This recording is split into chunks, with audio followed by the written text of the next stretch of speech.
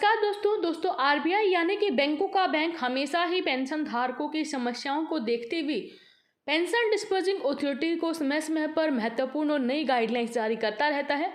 लेकिन काफ़ी सारी गाइडलाइन जारी करने के बाद भी पेंशन धारकों को जब कठिनाई का सामना करना पड़ता है तो ऐसे में आरबीआई ने कुछ नियम सख्त बनाए हैं जिससे हमारे पेंशन धारकों का भला हो सके और पेंशन डिस्बर्सिंग अथॉरिटीज़ दोबारा से वही गलती ना कर सके। वीडियो के माध्यम से हम आपको उन्हीं नियमों के बारे में जानकारी देंगे कि पेंशन धारकों के लिए आरबीआई के नियम क्या हैं, कैसे अगर आपकी पेंशन में कोई भी दिक्कत आती है तो इसका हर्जाना पेंशन डिस्बर्सिंग अथॉरिटीज़ यानी कि बैंक्स वगैरह को भरना पड़ेगा।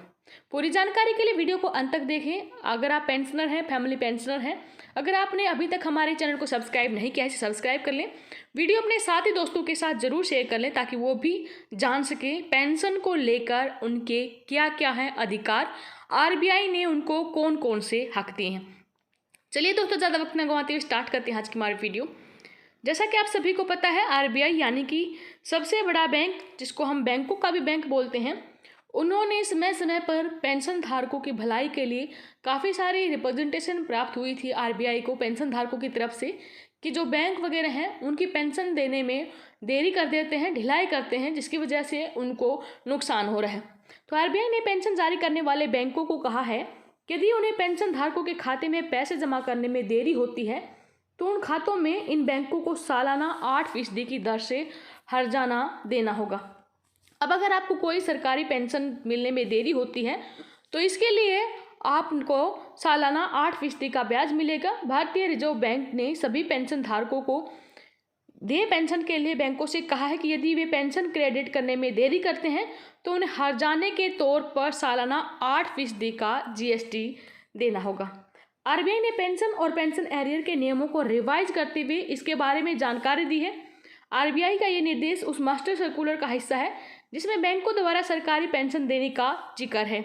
आरबीआई की तरफ से एक एडवाइजरी जारी की गई है। पेंशन को लेकर कई तरह की दिक्कतें सामने आई हैं, शिकायतें सामने आई हैं, उसके बाद ये सख्त कदम आरबीआई ने उठाया है। चलिए जानते हैं सर्कुलर की खास बातें क्या हैं। दोस्तों, पेंशन जारी करने वाले बैंकों को समय से पहले पेंशन धारकों के खाते में पेंशन क्रेडिट न करने पर सालाना 8% की दर से हर्जाना देना होगा। इसके लिए पेंशन धारकों को कोई भी क्लेम करने की ज़रूरत नहीं होगी। ये 1 अक्टूबर 2008 के बाद से सभी पेंशन पेमेंट पर लागू होगा। पेंशन देने वाले बैंकों को सलाह दिया गया है कि हर्जाने से बचने के लिए वो हर माह जल्द से जल्द पेंशन ऑर्डर की कॉपी हासिल कर लें ताकि वो समय से पेंशन धारकों के खाते में पेंशन जमा कर सकें। उन सभी बैंक ब्रांच जहां पेंशन धारकों का खाता है वहां ब्रांच पेंशन धारकों को पूरी तरह से नकारी देगा और मदद करेगा। सभी एजेंसी बैंकों को पेंशन का वितरण करने की सलाह दी जाती है ताकि पेंशन धारकों को, विशेषकर उन पेंशन भोगियों को सहानुभूतिपूर्ण ग्राहक सेवा प्रदान की जा सके जिनकी उम्र ज़्यादा है।